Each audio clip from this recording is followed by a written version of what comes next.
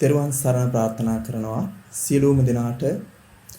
අද දවසේදීත් අපි සූදානම් වෙන්නේ සදහම් යාත්‍රා දහම් කතිකාවත ආරම්භ කිරීම සඳහා. ඒ සඳහා අප ගැන මහානුකම්පාවෙන් යුක්තව මෙම ස්ථානයට වැඩමවා වදාළ පූජ්‍ය රතුපස් කැටියේ විමුක්ති රතන අප ස්වාමින් වහන්සේව උන්වහන්සේව පාදාභිවන්දනයෙන් යුක්තව පිළිගෙන සිටිනවා. අපි සාකච්ඡා මාලාව තුළ මෙතෙක් කාලයක් සංයුක්ත නිකායේ සලායතන සංයුක්තයට අදාළව දේශනාවන් සාකච්ඡා කරගන්නට විග්‍රහ කරගන්නට යෙදුණා.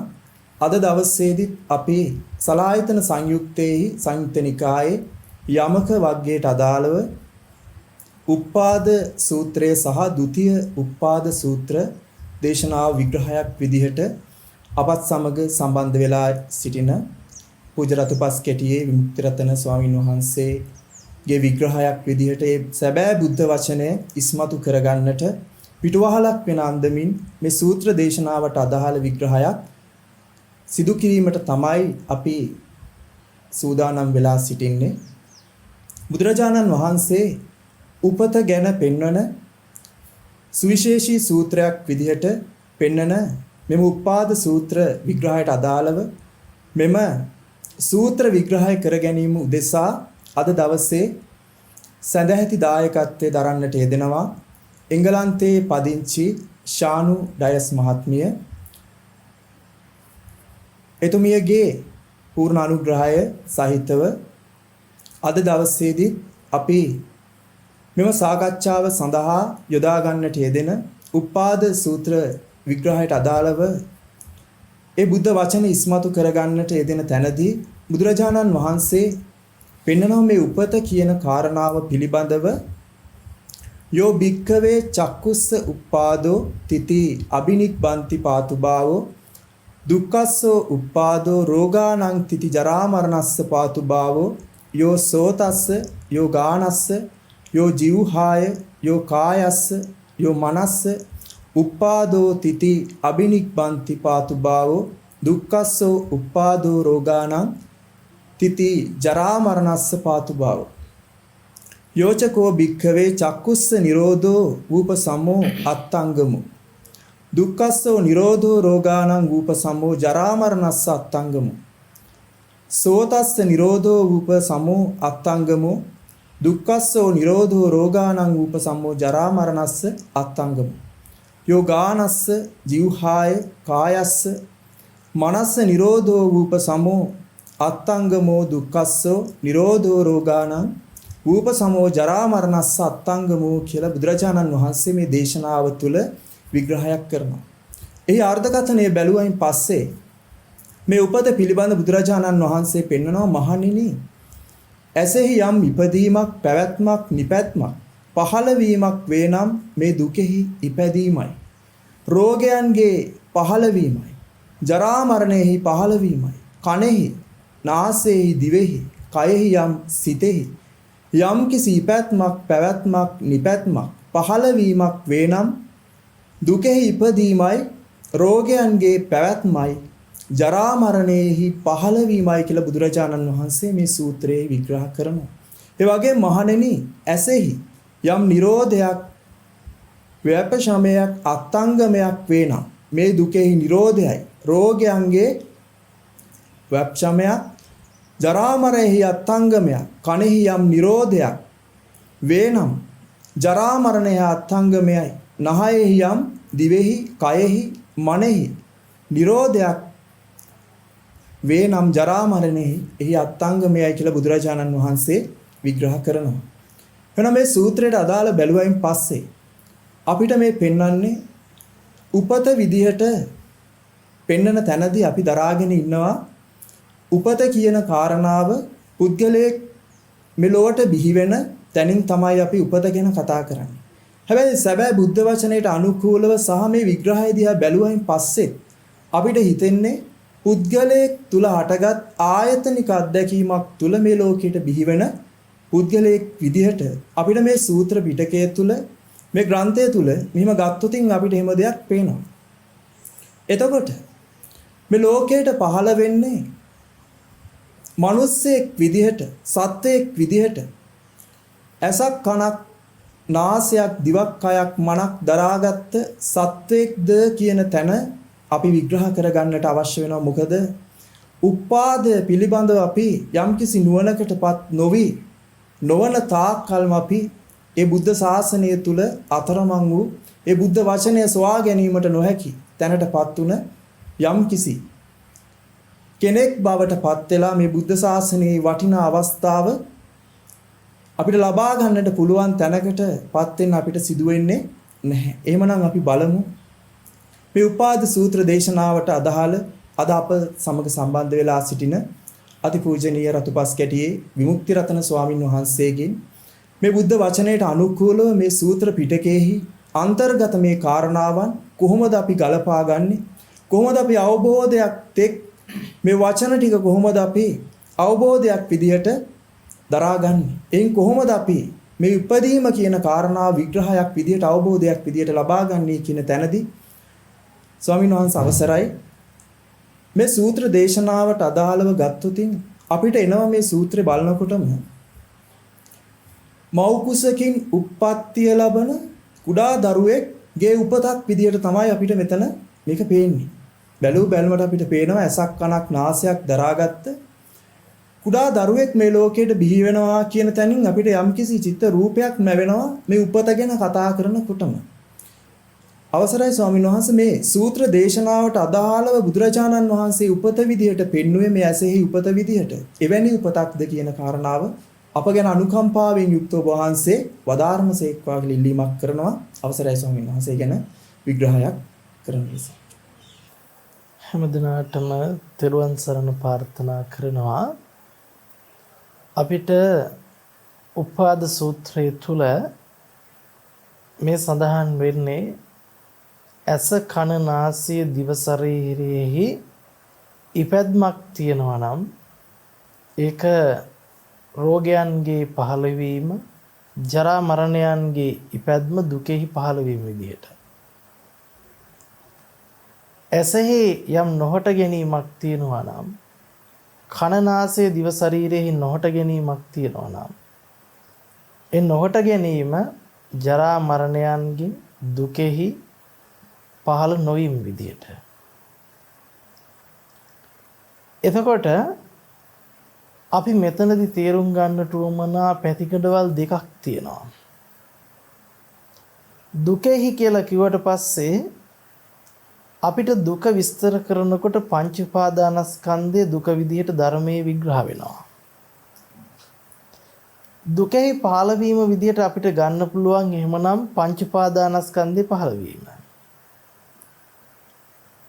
පංච උපාදානස්කන්ධේ පහළවීම විදිහටම අපිට ගන්න පුළුවන් ඇසෙහි පහළවීම, කනෙහි පහළවීම, නාසෙහි පහළවීම, දිවෙහි පහළවීම, කයෙහි පහළවීම. මොකද පංච උපාදානස්කන්ධයේ අත්දැකීමකින් තොරව ඇහි කනේ නාසයේ දිවේ ශරීරයේහි ඉපදීම කතා කරන්න බෑ. එහෙමනම් මේ ඇහැ කන නාසය දිව ශරීරයේහි ඉපැද්ම විදිහට අපිට පෙන්වන්නේ පංච උපාදානස්කන්ධي පහළවීමමයි. දුකෙහි පහළවීමමයි. ජරා මරණයන්හි පහළවීමමයි. රෝගයන්හි පහළවීමමයි. අපි තේරුම් ගත යුතුයි අපි බොහෝ වෙලාවට ඇහැ තියෙන ධර්මයක්, කන තියෙන ධර්මයක්, නාසය තියෙන ධර්මයක්, දිව තියෙන ධර්මයක්, කය තියෙන ධර්මයක් විදිහට තමයි අපි දරාගෙන තියෙන්නේ. ඇති බවට දරාගෙන තියෙනවා. අපි මේක ඇති බවට දරා ගැනීම තුළ, ඇති බවට ගැනීම තුළ සිද්ධ වෙන වැරද්ද තමයි ඉපදෙන ධර්මයක් කියන බුද්ධ වචනේ ඉක්මවා යනවා. නම් බුද්ධ දේශනාවට අනුව ඇහැ තියෙන ධර්මයක් නෙවෙයි කාලාන්තරයක් තිස්සේ. ඇහැ උපදින ධර්මයක්. ඒ වගේම කන නාසය දිව ශරීරය උපදින ධර්මයක්. එහෙනම් මේක උපදින්නේ කුමක් ඇසුරු කරගෙනද කියලා අපි කතා කළොත් අපිට කතා කරන්න වෙන්නේ පංච උපාදානස්කන්ධය ඇසුරු කරගෙන තමයි මොකද්ද? ඇහැ කන නාසය දිව ශරීරය උපදින්නේ. මේ පංච උපාදානස්කන්ධයේ ග්‍රහණයට අහු වුණාට පස්සේ අපි ඒ රූප වේදනා සංඥා සංකාර විඥානයන්හි ඇත්ත නොදන්න බව නිසා විඥානයේ අත්දැකීමක් විදිහට අපිට මුණ ගැහෙන ඇහැ සහ රූපය නිත්‍ය සංඥාවෙන් ගන්නවා. විඥානයේ සකස් වෙන තැන බිහි වෙන කන නාසය දිව ශරීරය නිත්‍ය සංඥාවෙන් ගන්නවා. එතකොට අපිට නිත්‍ය වූ ස්ථිර වූ ඇහැක් කනක් නාසයක් දිවක් ශරීරයක් පැනවෙනවා. ඒ පනවා ගැනීම තුළ අපි සම්පූර්ණයෙන්ම පංච උපාදානස්කන්ධයේ ග්‍රහණයට අහු වෙනවා. වර්තමානයේ ඇති බවට ගැනීම තුළ එය අතීතයේ විදිහටත් අනාගතයේ විදිහටත් ප්‍රාර්ථනාවන් සිද්ධ වෙනවා. එතකොට අතීතයේ පිළිබඳ සාපේක්ෂ කරමින් වර්තමානයේ තුල අනාගතය පතනවා. අන්න දැන් එයාට ඇහි කනේ නාසයේ දිවේ ශරීරයේ නිත්‍ය වූ දිරීමක් හම්බ වෙනවා. නිත්‍ය වූ ජරාවක් හම්බ වෙනවා එයාට. එයාට ඒවා තියෙන ධර්ම බවට පත් වෙලා.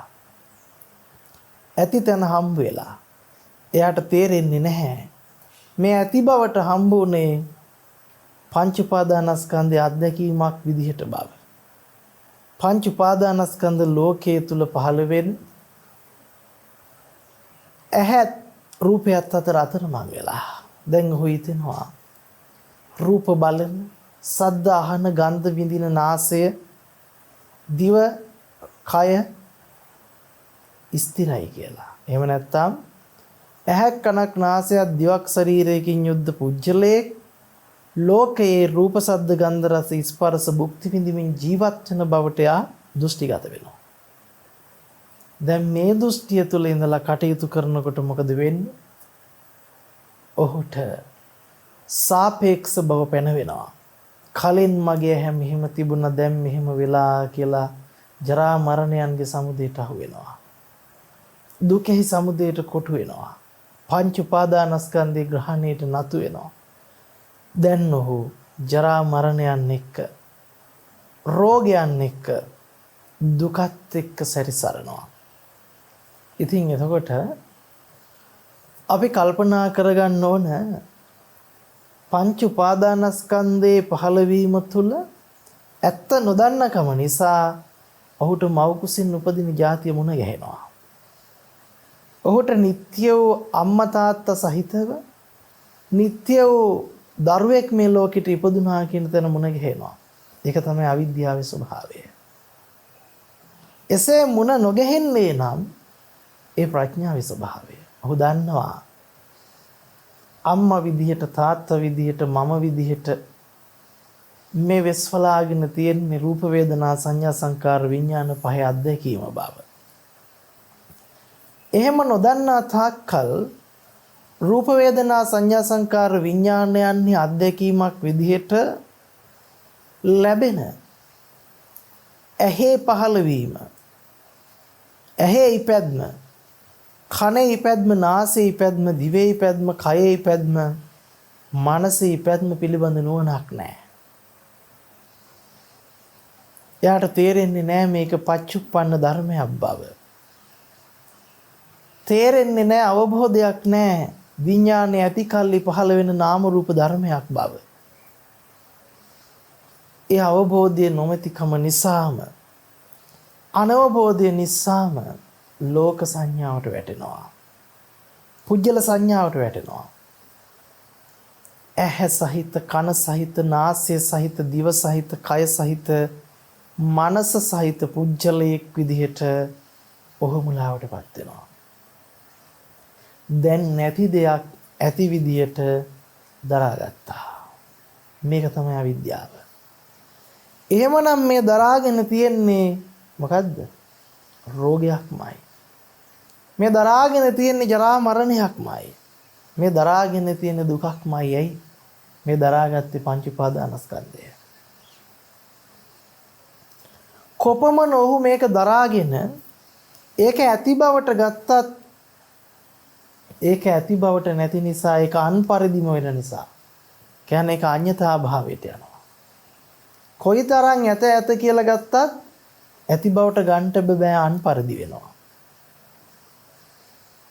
ගත්තට වැඩක් නැහැ. ඒ නිසා ඔහු සාපේක්ෂව ජරාවත් විඳිනවා. ඔහුට තේරෙන්නේ නැහැ රූප වේදනා සංඥා සංකාර විඥාන පහේ පච්චුප්පන්න අධ්‍යක්ීම පිළිබඳ. පෙනීම පිළිබඳ නුවණ නැති නිසා පෙනිච්ච දේත් එක්ක සාපේක්ෂ කරනවා. අනේ මගේ කෙස් කලින් කළු පාටට තිබුණා දැන් සුදු වෙලා. අනේ මගේ හම කලින් හොඳට තිබුණා දැන් වැරහෙලි වෙලා. අනේ මගේ දත් ටික කලින් හොඳට තිබුණා දැන් හෙල්ලෙනවා වැටිලා. මෙන්න මෙවැනි රෝගයන්ගේ පහළවීමට, ජරා මරණයන්ගේ ඉපැද්මට, දුකෙහි පහළවීමටපත් වෙනවා. මේක තමයි ස්වභාවය. මේක තමයි අපිට සමුදය විදිහට පෙන්වන්න පුළුවන්. සමුදය නිතරම කතා කරන්නේ අවිද්‍යාවට සාපේක්ෂව. නිරෝධය ප්‍රත්‍යක්ෂ වෙනකොට තමයි සමුදය ඇත්ත පේන්න ගන්නේ. අපිට සමුදය ඇත්ත පේන්නේ නැහැ ලෝක සත්‍යයට. ලෝක සත්‍යයට කොයිම මොහොතකවත් සමුදය කියන්නේ බොරුවක් කියලා වැටහෙන්නේ නැහැ. ඒක ඇත්තක් විදිහටමයි වැටහෙන්නේ. ඒ නිසා ඔහුට ජරා මරණය නිට්ටය වෙනවා.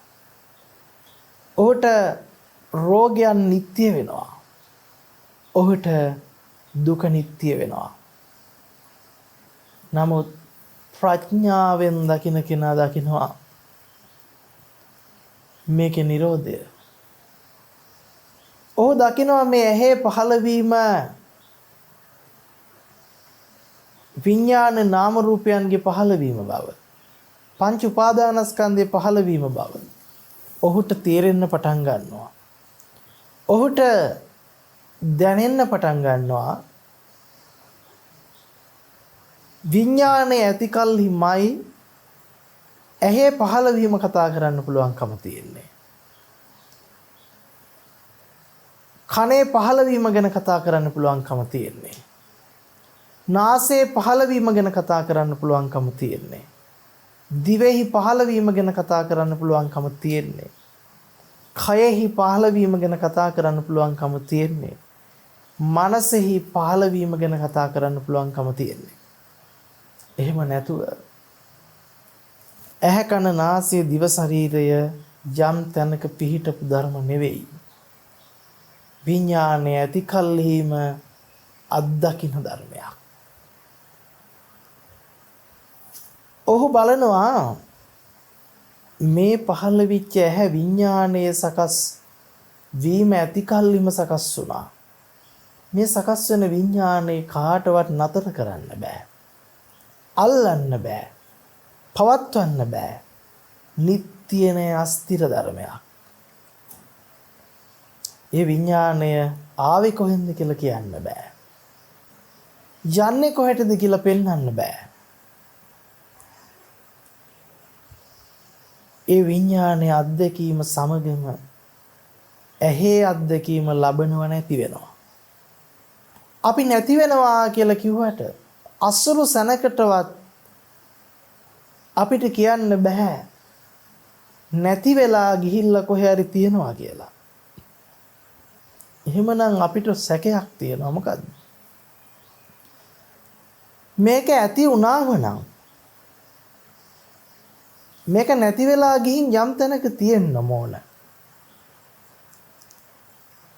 නමුත් ආපු තැන පෙන්වන්න බැරි නම් ඇතිවිච්ච තැන පෙන්වන්න බැරි නම් නැති වෙලා ගියපු තැන පෙන්වන්න බැරි නම් හැබෑවටම ඇති උනාද කියන ප්‍රශ්නාර්ථයක් තියෙනවා.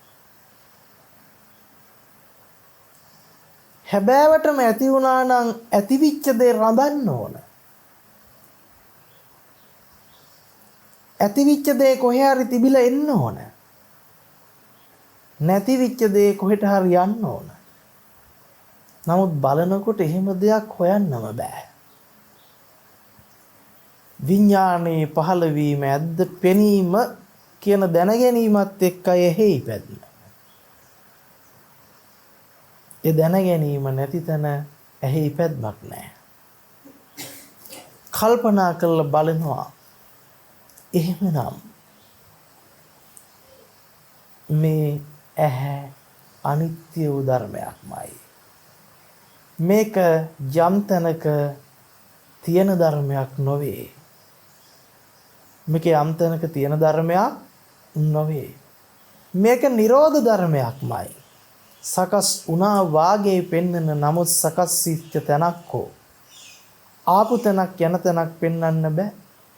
උදා උනාසේ පෙන්වන නමුත් උදා නොවුණු ධර්මයක්මයි මේක.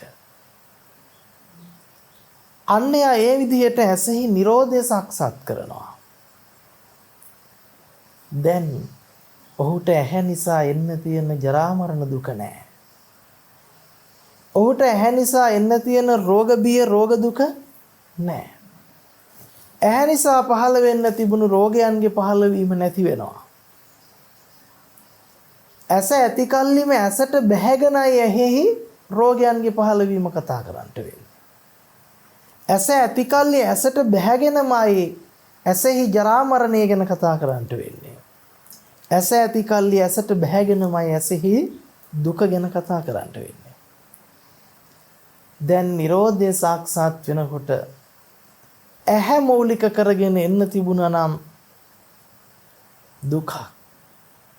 ඒ දුකේ හට ගැනීම මොකක් වෙනවද? දුරු වෙනවා. දුක්ඛ නිරෝධය පැන වෙනවා. රෝගයන්ගේ පහළවීම සිද්ධ වෙන්නේ නැතිව යනවා. ජරා මරණයන්ගේ පහළවීම සිද්ධ වෙන්නේ නැතුව යනවා. නිරෝධය සාක්ෂාත් වෙනවා. අන්න එතනදී අපිට පැහැදිලි වෙනවා එහෙමනම් ස්ථිරව නිට්ටියව මව් කුසෙන් පහළ වුණු ඇහැ කන නාසය දිව ශරීරයේ සහිත සතෙක්ගේ උපත අවිද්‍යාව තුල යෙදෙන සාංශාරික පැවැත්ම බව අපිට පැහැදිලි වෙනවා. මේ චක්‍රය අපිට කතා කරන්න පුළුවන්කම තියෙන්නේ අවිද්‍යාවපත්තිය. එහෙනම් පටිච්ච සමුප්පාදයේ සමුදය සහ මුලින්ම අපිට කියන්න පුළුවන්කම තියෙන්නේ අවිද්‍යාවෙන්මයි සිද්ධ වෙන්නේ. අවිද්‍යාව මූලික කරගෙනමයි ඔහුට කතා කරන්න වෙන්නේ යම් යම් සත්ත්ව නිකායක පහළවීම ගැන. ජාතිය කතා කරන්නේ අවිද්‍යාවෙන්. මව් කුසක පිළිසිඳ ගැනීම ගැන කතා කරන්නට වෙන්නේ අවිද්‍යාව මූලික කරගෙන. විඥානයේ නාම රූප අධ්‍යක්ීමක් විදිහට තමයි ඔහුට මව් කුස මුණ ගැහෙන්නේ. මේ ලෝක කතාන්දරේ මුණ ගැහෙන්නේ. කෙනෙකුට හිතෙන්න පුළුවන් එහෙනම් මේ බුදුරජාණන් වහන්සේ පෙන්නලා දීලා තියෙන්නේ නේද? ඒ සත්ව නිකායන් ගිහිල්ලා සත්වයෝ පහළ වෙන බව මව් කුසෙන් උපදින බව ඕ පෙන්නලා දීලා තියෙනවා. නමුත් මතක තියාගන්න.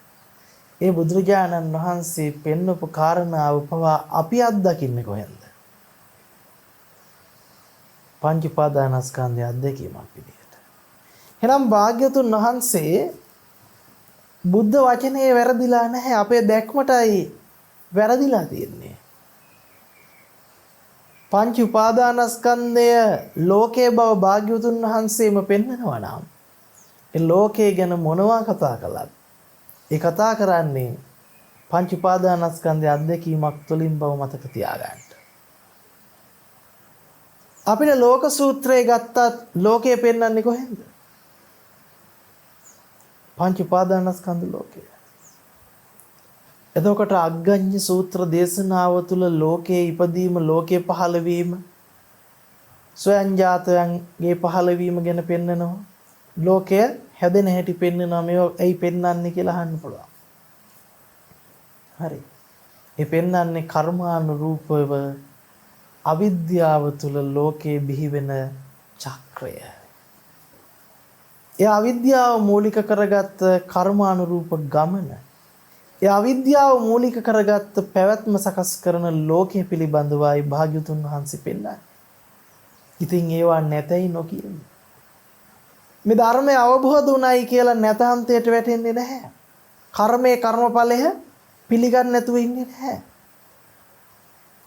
කොයිම මොහොතකවත් මොකද්ද අම්මා නැත තාත්තා නැත පවපින නැත නේ සසරක් නැත කර්මයේ විපාක නැත කියන අකිරියවාදී දෘෂ්ටියකටපත් වෙන්නේ නැහැ. ඒ නිසා අපි මතක තියාගන්නට උවමනයි.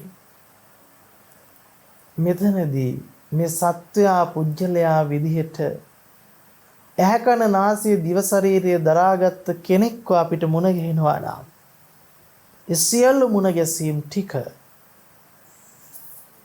පංච උපාදානස්කන්ධයේ අත්දැකීමක් බව ප්‍රත්‍යක්ෂ වෙන්නට උවමනයි.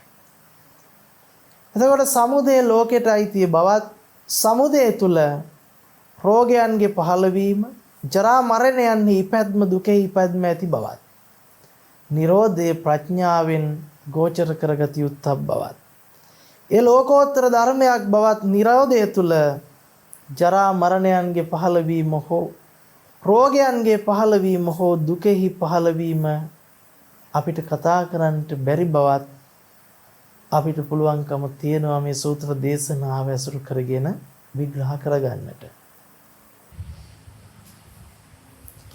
බොහොමත්ම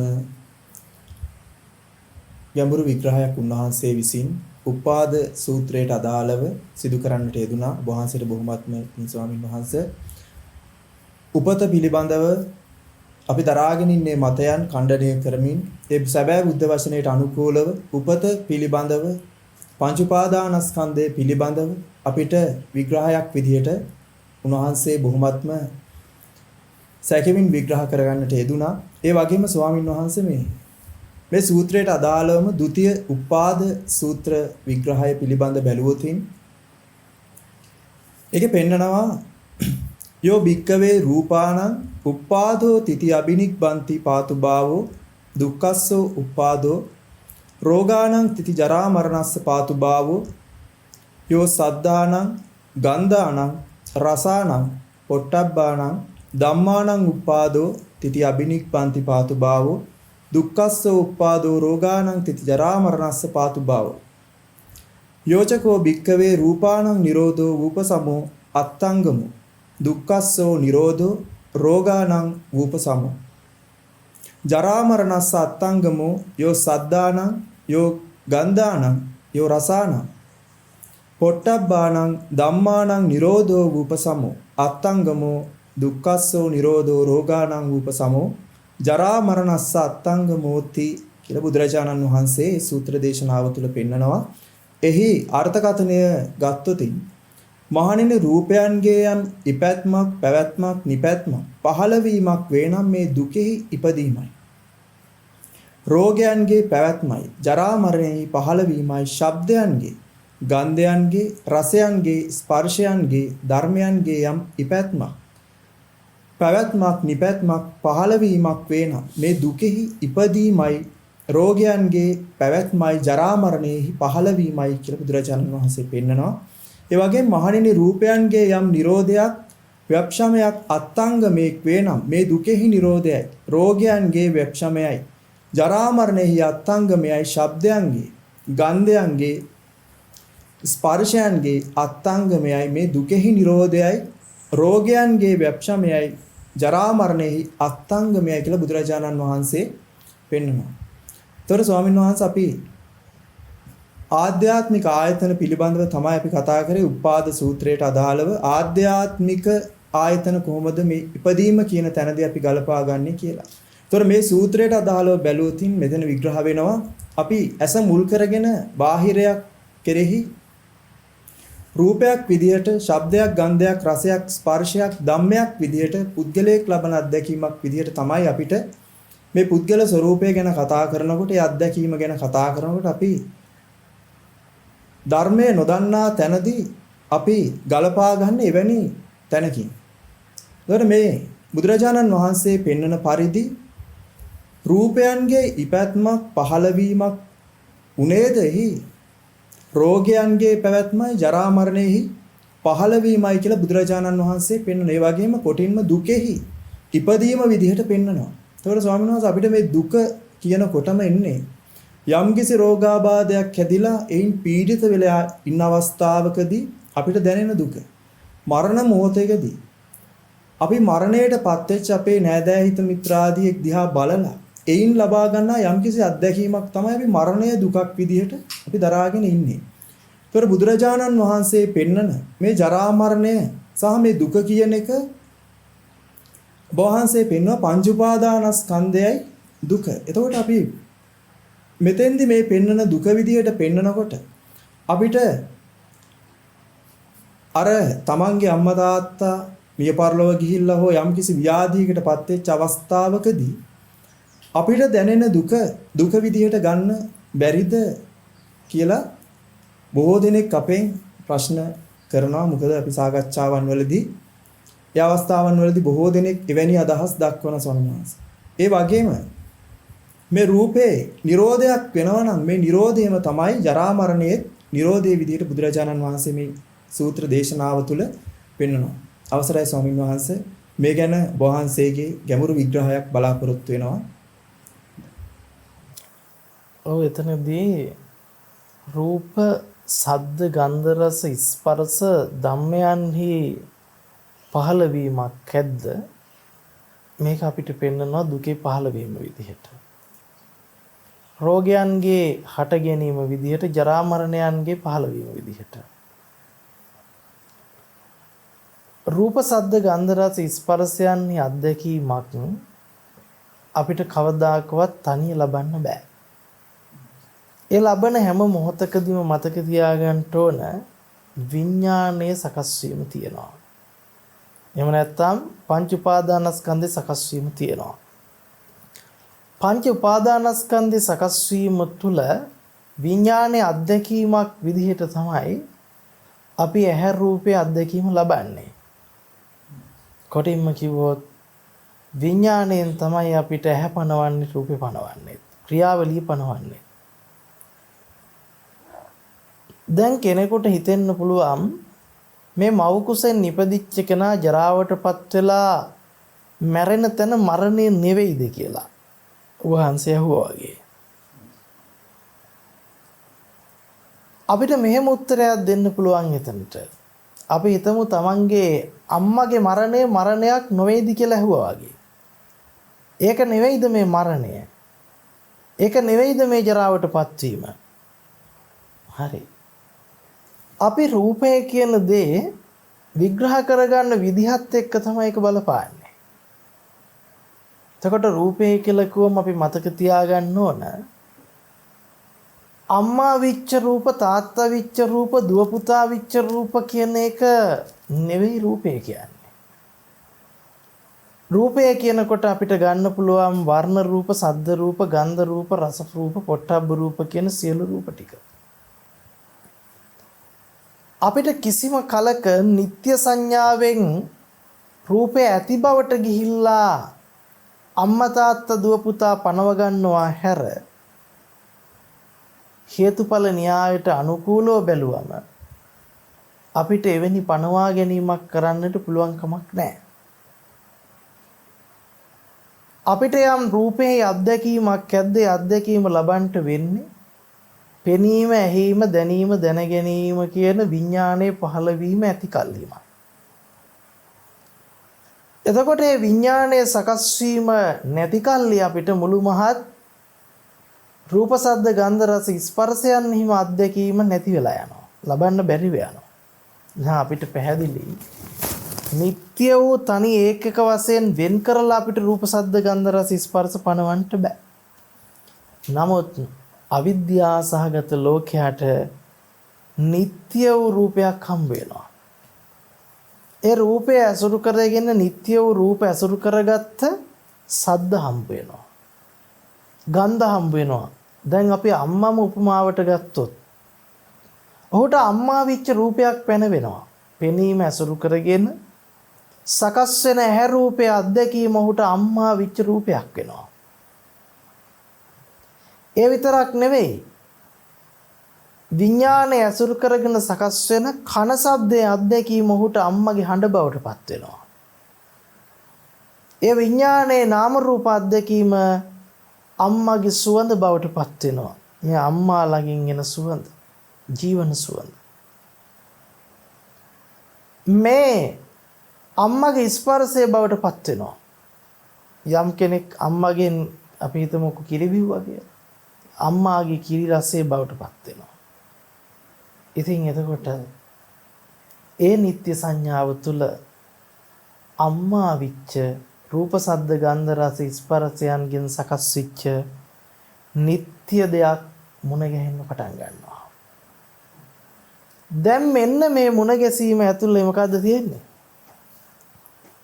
අම්මා විච්ච රූපේ අසුරු කරගත්ත සද්ද ගන්ධ රස ස්පර්ශයන්හි වෙනස් වීම ඔහුට තේරෙනවා. එයි දැන් අම්මා විච්ච රූපේ ජරාවට පත් වෙන බව ඔහුට පේනවා. අම්මා විච්ච හඬ දැන් ටික ලස්සනට තිබිලා ගොර හැඬි වෙලා යන බව ඔහුට පේනවා. සාපේක්ෂ න්‍යායට අහු වෙලා. දැන් අම්මා විච්ච රූප සද්ද ගන්ධ රස ස්පර්ශයන්හි ජරාව පේන්න පටන් ගන්නවා. මරණය පේන්න පටන් ගන්නවා. අම්මා විච්ච රූපෙහි දුක පේන්න පටන් ගන්නවා. එතකොට අපි දුක දැක්කේ කොහෙන්ද? අපි දුක දැක්කේ පංච උපාදානස්කන්ධය තුලින් නෙවෙයි, පංච උපාදානස්කන්ධේ ග්‍රහණයට අහු වෙලා. අපි අනිත්‍ය බැලුවේ පෙනීමේ නෙවෙයි, පෙනිච්ච දේ. නමුත් අපිට භාග්‍යවතුන් වහන්සේ අනිත්‍ය දකින්නට යයි දේශනා කරන්නේ රූප වේදනා සංඥා සංකාර විඥාන පහේ. නමුත් රූප වේදනා සංඥා සංකාර විඥාන පහින් පනවපු අම්මා විච්ච රූපේ අපි අනිත්‍ය දැක්කේ නේද? එතකොට අපිට අනිත්‍ය නිට්ටය වුණාද නැද්ද? කොටින්ම කිව්වොත් ජරා මරණ නිට්ටය වුණා. දුක නිට්ටය වුණා. රෝගයන්ගේ පැවැත්ම නිට්ටය වුණා. ඔන්න ලෝකග්‍රහණයට අහු වෙන විදිය. එහෙනම් අපි කල්පනා කරලා බලන්නට වටිනවා ප්‍රඥාවෙන් දැක්කොත් අපිට තේරෙනවා මෙතන දිත්තේව දිත්තමත්තම් භවිස්සති, සුතේව සුතමත්තම් භවිස්සති, මුතේව මුතමත්තම් භවිස්සති, විඤ්ඤාතේ විඤ්ඤාතමත්තම් භවිස්සති. හේතු ප්‍රත්‍යයන් සකස් විච්ච විඥානයේ නාම රූප අධ්‍යක්ීමක් හැර පෙනීම ඇසුරු කරගෙන පහළ විච්ච ඇහැ රූපයේ අධ්‍යක්ීම හැර මෙතන අම්මා විච්ච රූප සද්ද ගන්ධ රස ස්පර්ශයක් පැනවීම අඥානවන්තකම බව උට පේනවා. නුවණින් දකින්න එහෙමනම් මේ සකස් වුනේ පංච උපාදානස්කන්ධයයි. ඒ රූප වේදනා සංඥා සංකාර විඥානයන්හි පහළවීම යම් තැනක සිදු උනේද කියලා හොයලා බලනවා. සිදු විච්ච තැනක් හොයාගන්න ලකුණක්වත් නැතිව යනවා. ආපු තැනක් ගිය තැනක් බලනවා, එහෙම හොයන්නටම බැරි වෙනවා. ඔහුට වැටහෙන්න පටන් ගන්නවා එහෙමනම් මේ හටගත්ත දේ ඇති බවට ගැනීමම දුක බව. හට ගැනීම පිළිගැනීමම දුක බව තේරෙන්න පටන් ගන්නවා. සමුදය ඇත්ත වශයෙන් දරා ගැනීම මොකක් වෙනවද? දුක බව වැටහෙන්න පටන් ගන්නවා. සමුදය ඇත්තක් විදිහට දරාගත්තොත් මොකද වෙන්නේ? කවදාකවත් Nirodha සාක්ෂාත් වෙන්නේ නැහැ. ඒ හට ගැනීමමයි ඇත්ත වෙන්නේ. නමුත් ඔහු සමුදය ඇත්ත දකිනකොට ඔහුට තේරෙනවා සමුදය ඇත්ත Nirodhaමයි. යංකින්චි සමුදය ධම්මං සබ්බත්තං නිරෝධ ධම්මන්ති. යම් කිසි ධර්මතාවයක් සමුදය උනේදේ නිරෝධ ධර්මයක්මයි නේද? ඒක නිරෝධ ධර්මයක්මයි. සකස් නොවුණු ධර්මයක්මයි. හරියට මිරිඟුව වගේ ගත්ත සංඥා ටික නේද? අම්මා බඳු වූ රූප සද්ද ගන්ධ රස ස්පර්ශයක් පිළිබඳ සංඥාවක් ගත්තා නම් ඒ සංඥාව මොකද්ද? අයෝනිසෝ මානසිකාරයෙන් ගත්ත මිරිඟුවක ජලය තියෙනවා හා සමාන සංඥාවක්. දැන් මිරිඟුවේ ජලය තියෙනවා කියලා හිතාගෙන ඉන්න කෙනෙකුට කිව්වොත් ඔය ජලයෙන් ඇති වැඩක් නැහැ.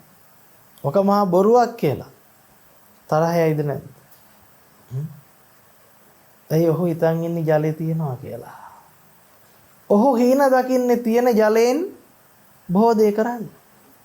ඒ හීනේ අවසන් කරපු කෙනා මිරිඟුවක් කියලා දැකපු කෙනා නැවත හීන දකින්නේ නැහැ. නමුත් හීන දකින්න කෙනාට තරහ යනවා. මේ මොන අපබ්‍රංශයක්ද මේ කරන්නට හදන්නේ? අච්චර වතුර තියාගෙන අහක බලන් යන්න හදන්නේ ඇයි කියලා. මිරිඟුව ගැන දැනගත්ත කෙනා ඒක දිහා බලලා හූල්ලන්නේ නැහැ නැවතයි. ඒකේ වතුර නැති බව ප්‍රත්‍යක්ෂයෙන් අවබෝධයටපත් වෙලා. එහෙනම් අපි කල්පනා කරන්නට උවමනයි. අපි හරියට සමුදයට කොටු වෙනවා නම් කොටු වෙන්නේ මේ මිරිඟුවේ වතුරට කොටු වෙනවා වගේ. නිරෝධය සාක්ෂාත් කරනවා නම් සාක්ෂාත් කරන්නේ මිරිඟුවේ වතුර නැති බව අවබෝධ කරනවා වගේ. දැන් නිරෝධය සාක්ෂාත් වෙච්ච තැන ඔහුට මොකද්ද?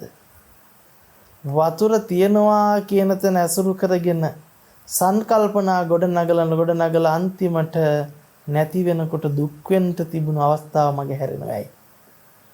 දැන් ඔහු ඒ සංකල්පනා ගොඩ නගන්නේ යෝනිසෝ මනසිකාරයට එනවා. අම්මා බඳු රූපයක් හමු වෙනකොට ඔහු මේ මගේ ආදරණීය අම්මමයි ඇත්තමයි කියලා නිත්‍ය සංඥාවෙන් ගන්නට යන්නේ නැහැ.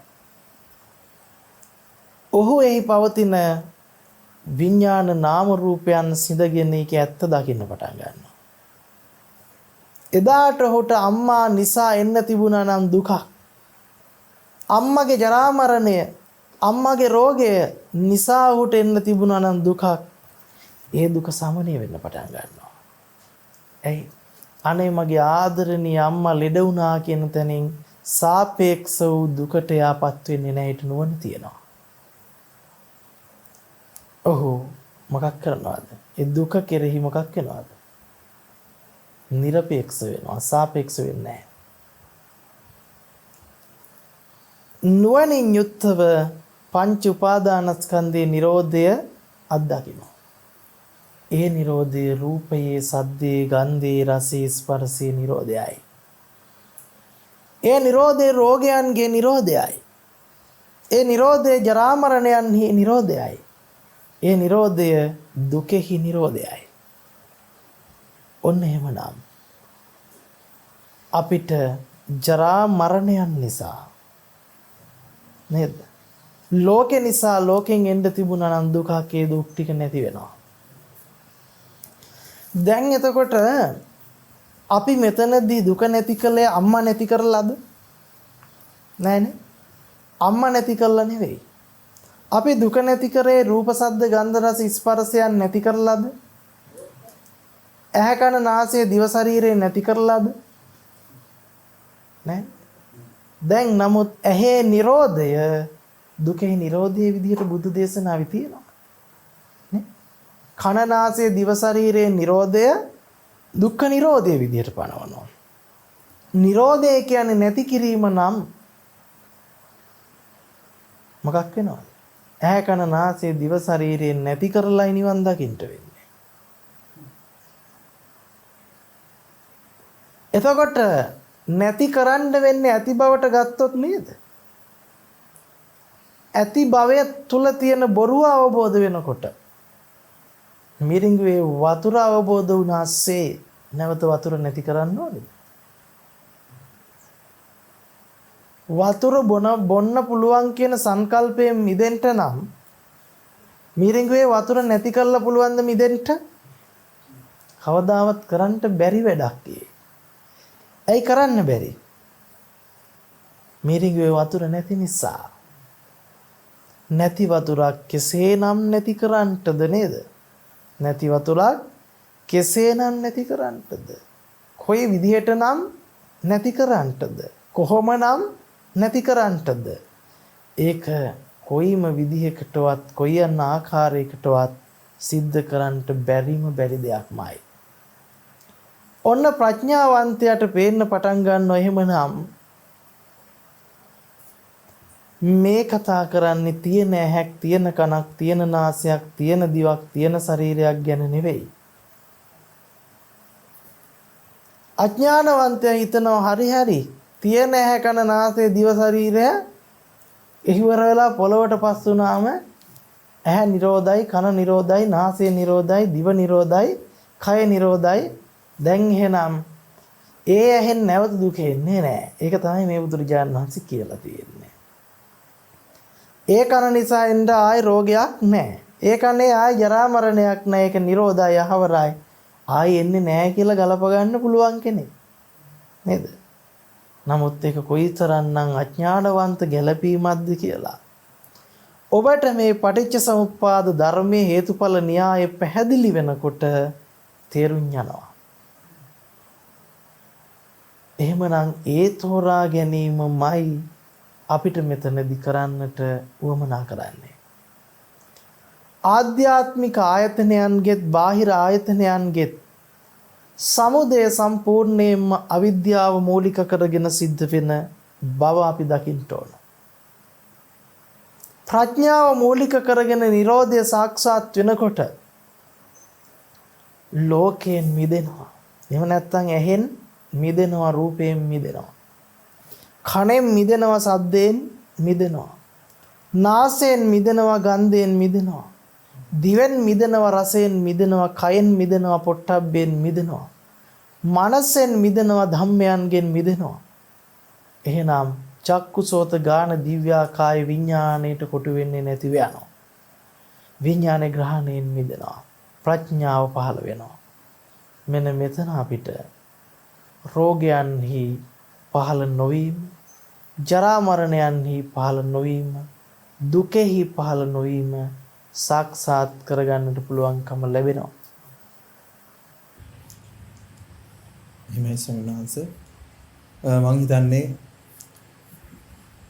උපද පිළිබඳව ඊ타ත්ම ගැඹුරු විග්‍රහයක් උන්වහන්සේ විසින් විග්‍රහ කරගන්නට යෙදුනා.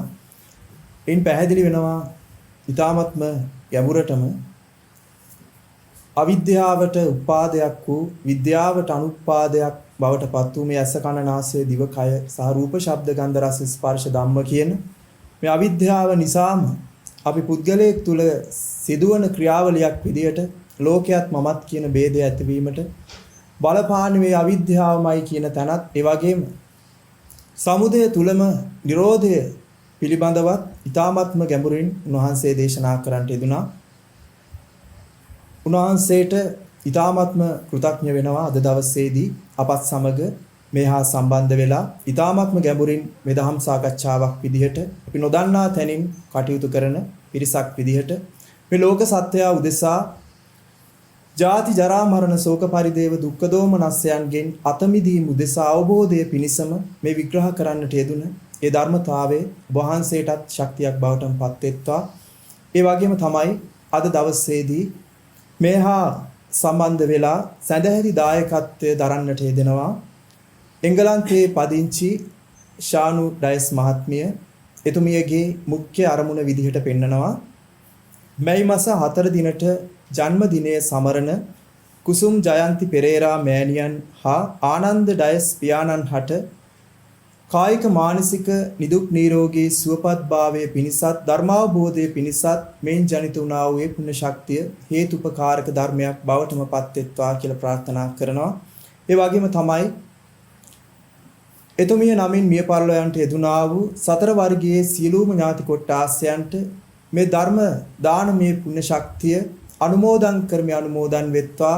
ඒ අත්තන් යම් කිසි දුගති ස්ථානයක උප්පත්තිය ලබා සිටිනම් ධර්මාවබෝධයට නොහැකි තැනක උප්පත්තිය ලබා සිටිනම් එයි අතමිදි සුගතියකට හිතපත් කරවාගෙන මේ බුද්ධ ශාසනය තුලදී මුතුම් චතුරාර්ය සත්‍ය අවබෝධයෙන් නිවී සැනසීම උදෙසා මේ පුණ්‍ය ශක්තිය හේතුපකාරක ධර්මයක් බවටම පත් වෙත්වා කියලා ප්‍රාර්ථනා කරනවා.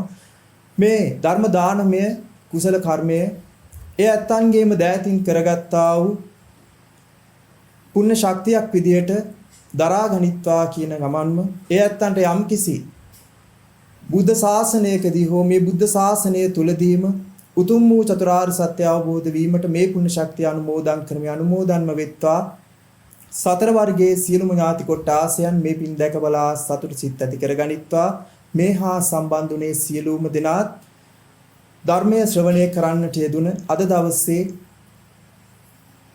තමාගේ ජීවිතයට දහම ගලපා ගන්නට බොහෝ උනන්දු වන මේ සියලුම දෙනාටත් මේ පුණ්‍ය ශක්තිය කෙසේ අනුමෝදන් වෙත්වා මේ බුද්ධ ශාසනය තුලදී උතුම් නිවීමටම පත්වීම සඳහා ප්‍රඥා පෞරක් පාරමිතා ධර්මයක් බවටම පත්වෙත්වා සියලුම දෙනාට තෙරුවන් සරණයි.